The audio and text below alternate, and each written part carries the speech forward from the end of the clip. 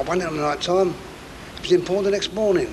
Well, dear me, very few families would have survived in Bermondsey without the pawnbroker. That's if you had anything to pawn. You had nothing to pawn. One woman used to go round all the houses, all the different bang on the door. What have you got to pawn? See, and she'd have a pram, or a bassinet as we call it, pram. Then how much you put down, and she'd come back with a pawn. They'd give her 8p for going. Well, you pawn all the parcels, have all the money, different parcels. There's your one, there's your one. Yeah. That was supposed to be the good old days. People don't realise that the poverty that abounded. If you speak to young men today and to tell them what you had to undergo or what others had to undergo, they'd laugh at you. They'd say, I wouldn't do it, because they can't realise how bad it was. But they'd have a good idea in Blendon Row off East Street Market. I'm only 29. But I mean, since I've been married, I've only lived in slums. Since I've been married. And I don't think you could get worse than this. So, I mean, I can't talk about before the war. I only know what goes on there. Sending rockets to the moon and literally putting men on the moon, that there's families here where 3 old families have got to share one toilet. 3 families got to share one toilet. In all, that's 1, 2, 3, 4, 5, 6, 7, 8, 9, 10, 11, 12, 13, 14, 15 people sharing one toilet, which I think is disgusting in a day and age when they're putting men on the moon, even. I mean, they should get things done right here on Earth before they start doing things up there.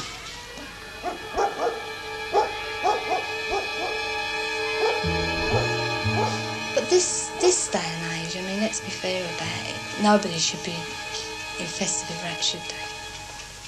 When we first lived here, my Michael now is the age of 12. He was frightened to go to bed at night for fear of rats.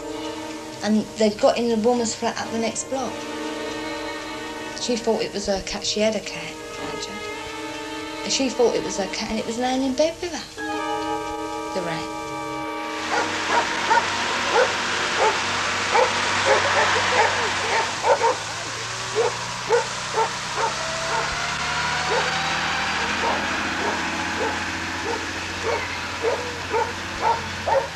My little boy went to the toilet at 7:30 one morning.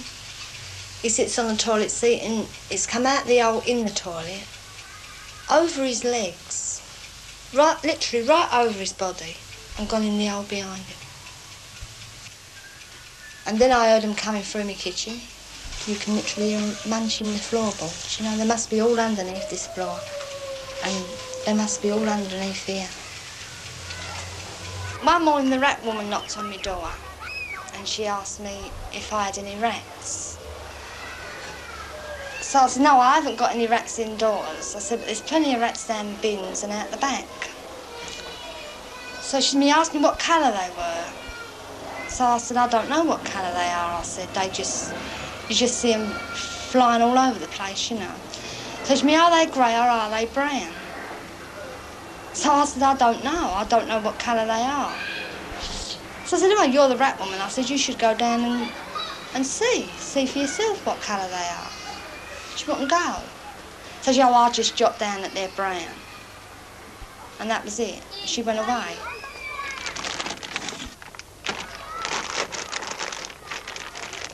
But they play outside my front door.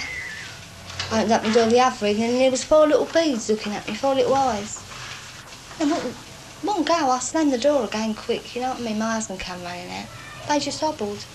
Because they got so used to you. See, this is it. They get so used to you going backwards and forwards that they're not frightened of you.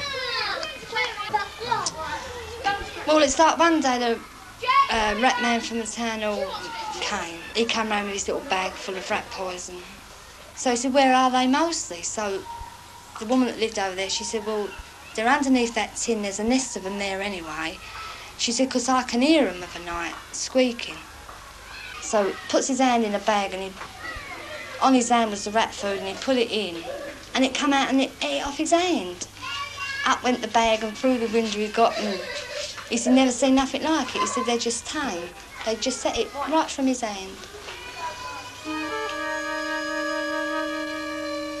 I can't keep my front door open.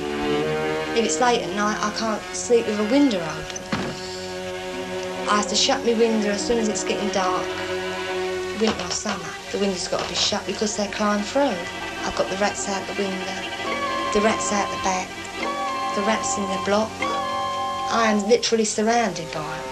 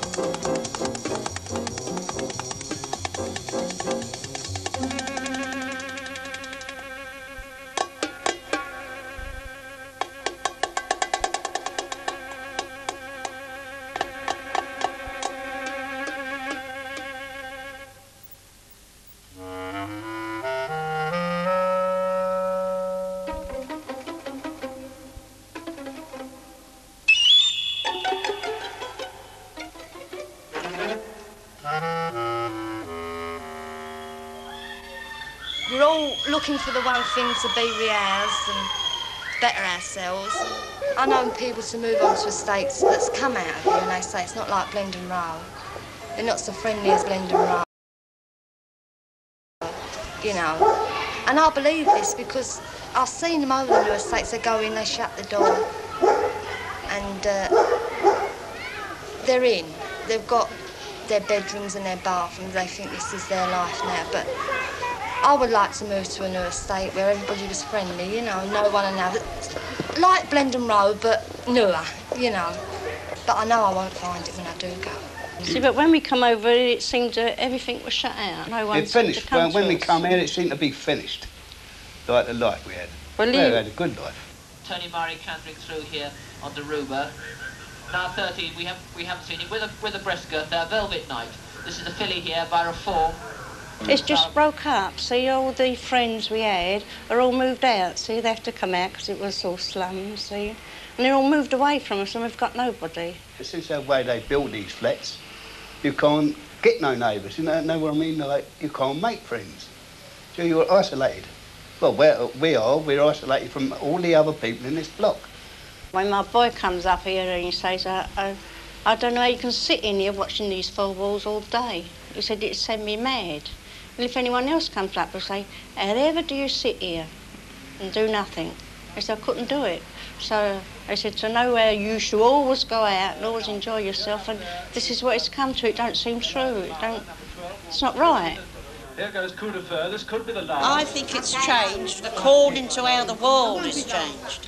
And of course, in those days, there was no television, was there?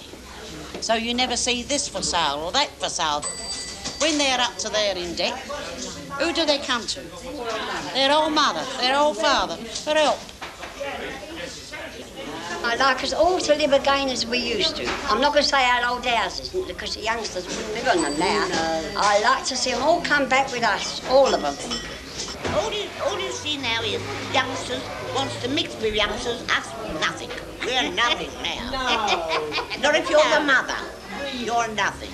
We're past all fashions now. No? Yeah. Only put on a mini once and I was abused. Well, my daughter thought I was showing too much. She said, Mother, for God's sake, put a longer skirt on. You've got nothing to show now. Little did she know. We shouldn't be here.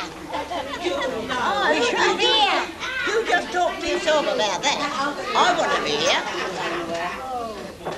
Well, the youngsters are married and moved right out, haven't they? Half of them are going out the neighbourhood.